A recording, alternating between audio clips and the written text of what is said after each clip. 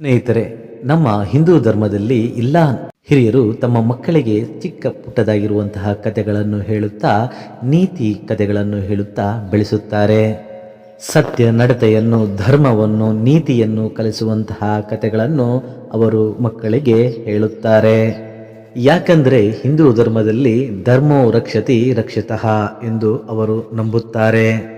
ಯಾರು ಧರ್ಮವನ್ನು ರಕ್ಷಿಸುತ್ತಾರೋ ಅವರನ್ನು ಧರ್ಮ ರಕ್ಷಿಸುತ್ತದೆ ಎಂದು ಇದರ ಅರ್ಥವಾಗಿರುತ್ತದೆ. ಆದರೆ ಕೆಲವೊಂದು ನಾಸ್ತಿಕ ಜನರು ಇರುತ್ತಾರೆ. ಅವರು ಯಾವುದೇ ದೇವರನ್ನು ನಂಬುವುದಿಲ್ಲ, ಯಾವುದೇ ಒಂದು ಆಚರಣೆಗಳನ್ನು, ಸಂಪ್ರದಾಯಗಳನ್ನು ಅವರು ನಂಬುವುದಿಲ್ಲ. ಅಂತಹ ನಾಸ್ತಿಕರು ನರಕಕ್ಕೆ ಹೋಗುತ್ತಾರೆಯೇ ಎನ್ನುವ ಒಂದು ಪ್ರಶ್ನೆ ನಮ್ಮನ್ನು ಕಾಡುತ್ತಲೇ ಇರುತ್ತದೆ. ಈ ಪ್ರಶ್ನೆಗೆ ಉತ್ತರದ ಭಾಗವಾಗಿ ನಿಮಗೆ ನಾನು ಒಂದು ಕಥೆಯನ್ನು ಹೇಳುತ್ತೇನೆ. ಪೂರ್ವಕಾಲದಲ್ಲಿ ನಮ್ಮಲ್ಲಿ ಷಟ್ ಚಕ್ರವರ್ತಿಗಳು ಎಂಬುವ 6 ಜನ ಚಕ್ರವರ್ತಿಗಳು ಇದ್ದರು.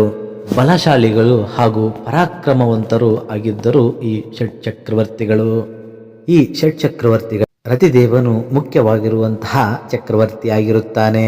ಈ ರತಿದೇವನು ಒಂದು ಸ್ಥಳದಲ್ಲಿ ಕೂತಿರುವಾಗ ಅಲ್ಲಿಗೆ ಒಂದು ಪಾರಿವಾಳವು ಬಂದಿರುತ್ತದೆ. ಆ ಪಾರಿವಾಳವು ಹದ್ದಿನ ಬೇಟೆಯಿಂದ ತಪ್ಪಿಸಿಕೊಂಡು ರತಿದೇವನ ಹತ್ತಿರ ಬಂದು ಸೇರುತ್ತದೆ. ಆ ಪಾರಿವಾಳವು ರತಿದೇವರನ್ನು, ಓ ಮಹಾರಾಜ, ನನ್ನನ್ನು ಕಾಪಾಡು ಎಂದು ಬೇಡಿಕೊಳ್ಳುತ್ತದೆ. ಆಗ ರಾಜನು, ಓ ಪಾರಿವಾಳವೇ, ನೀವು ಭಯಪಡಬೇಡ, ನಾನು ಇದ್ದೀನಿ, ನಿನಗೆ ಏನೂ ಆಗುವುದಿಲ್ಲ ಎಂದು ಅದಕ್ಕೆ ಅಭಯವನ್ನು ನೀಡುತ್ತಾನೆ. ಅದೇ ಸಮಯದಲ್ಲಿ ಪಾರಿವಾಳವನ್ನು ಅಂಟಿಸಿಕೊಂಡು ಬಂದಿರುವಂತಹ ಹದ್ದು ಅಲ್ಲಿಗೆ ಸೇರುತ್ತದೆ. ರತಿದೇವರು ಆ ಪಾರಿವಾಳಕ್ಕೆ ಅಭಯವನ್ನು ನೀಡುವುದು ನೋಡಿ ಆ ಹದ್ದು, ಓ ರತಿದೇವ, ನನ್ನ ಆಹಾರವನ್ನು ನೀನು ಕಸಿದುಕೊಳ್ಳುತ್ತಿದ್ದೀಯಾ, ನಾನು ಈಗ ಯಾವ ಆಹಾರವನ್ನು ತಿನ್ನಬೇಕು ಎಂದು ಕೇಳುತ್ತದೆ. ನನಗೆ ಹಸಿವು ಆಗುತ್ತಿದೆ, ನನ್ನ ಆಹಾರವನ್ನು ನೀನು ರಕ್ಷಿಸಿಕೊಂಡಿದ್ದೀಯಾ, ಹಾಗಾಗಿ ನಾನು ಯಾವ ಆಹಾರ ತಿನ್ನಬೇಕು, ಇದು ನಿನಗೆ ನ್ಯಾಯವಾ ಎಂದು ಆ ರತಿದೇವರನ್ನು ಕೇಳುತ್ತದೆ. ಆಗ ರತಿದೇವರು ಹೇಳುತ್ತಾನೆ, ಆ ಪಾರಿವಾಳು ಎಷ್ಟು ತೂಕವಿದೆಯೋ ಅಷ್ಟು ಮಾಂಸವನ್ನು ನಾನು ನಿನಗೆ ಕೊಡುತ್ತೇನೆ ಅಂತ ಹೇಳುತ್ತಾನೆ. ಆಗ ಆ ಹದ್ದು ಹೇಳುತ್ತದೆ, ಯಾವುದೇ ಪ್ರಾಣಿಯ ಮಾಂಸ ನನಗೆ ಕೊಟ್ಟರೆ ಅದು ಬೇಕಾಗಿಲ್ಲ, ಯಾಕಂದರೆ ಅದನ್ನು ಸಹ ಪ್ರಾಣಿ ಹಿಂಸೆಯಾಗುತ್ತದೆ. ಹಾಗಾಗಿ ನೀನು ನಿನ್ನ ದೇಹದಿಂದ ಮಾತ್ರ ಆ ಮಾಂಸ ನನಗೆ ಬೇಕು ಎಂದು ಕೇಳಿಕೊಳ್ಳುತ್ತದೆ. ಆಗ ಆ ರತಿದೇವನು ಅದಕ್ಕೆ ಒಪ್ಪಿಕೊಂಡು ತನ್ನ ತೊಡೆಯದಲ್ಲಿರುವಂತಹ ಮಾಂಸವನ್ನು ಕೊಯ್ದು ಆ ಹದ್ದಿಗೆ ಕೊಡುತ್ತಾನೆ. ಹೀಗೆ ರತಿ ಮಹಾರಾಜನು ತನ್ನ ತೊಡೆಯಿಂದ ಮಾಂಸವನ್ನು, ಆ ಪಾರಿವಾಳ ಎಷ್ಟು ತೂಕವಿದೆಯೋ ಅಷ್ಟು ಮಾಂಸವನ್ನು ತನ್ನ ತೊಡೆಯಿಂದ ತೆಗೆದು ಕೊಡುವಾಗ ಆ ಹದ್ದು ನಿಜ ಸ್ವರೂಪವನ್ನು ತಾಳುತ್ತದೆ. ಆ ಹದ್ದು ಯಾವುದೂ ಆಗಿರುವುದಿಲ್ಲ, ಅದು ದೇವೇಂದ್ರನು ಆಗಿರುತ್ತಾನೆ. ಪಾರಿವಾಳ ಹಾಗೂ ಹದ್ದಿನ ರೂಪದಲ್ಲಿ ಬಂದಿರುವರು ಇಂದ್ರಾಗ್ನಿಗಳು ಆಗಿರುತ್ತಾರೆ.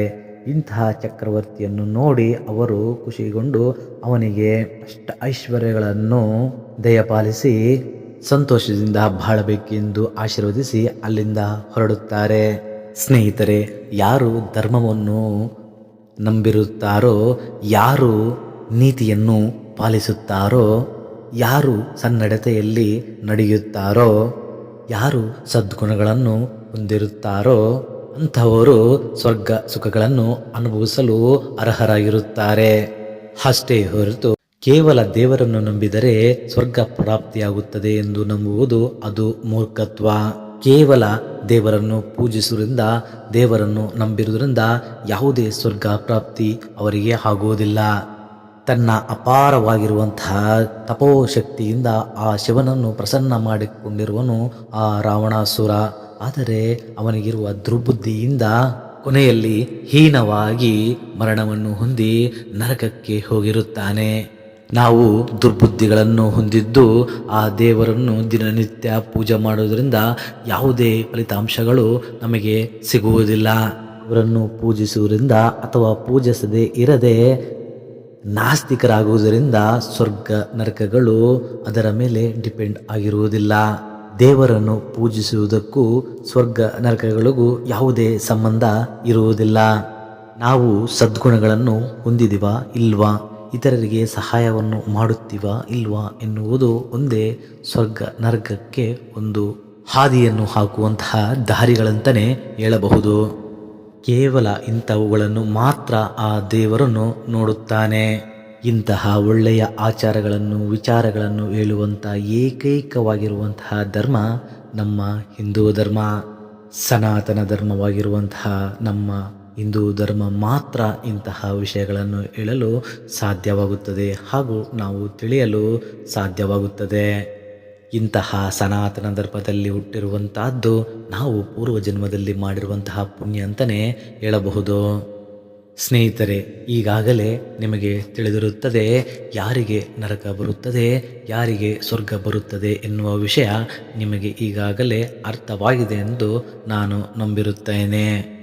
ಮತ್ತೊಂದು ಧರ್ಮ ಸಂದೇಹದೊಂದಿಗೆ ಮತ್ತೆ ನಾನು ನಿಮ್ಮನ್ನು ಭೇಟಿಯಾಗುತ್ತೀನಿ. ಅಲ್ಲಿವರೆಗೂ ನಮಸ್ಕಾರ.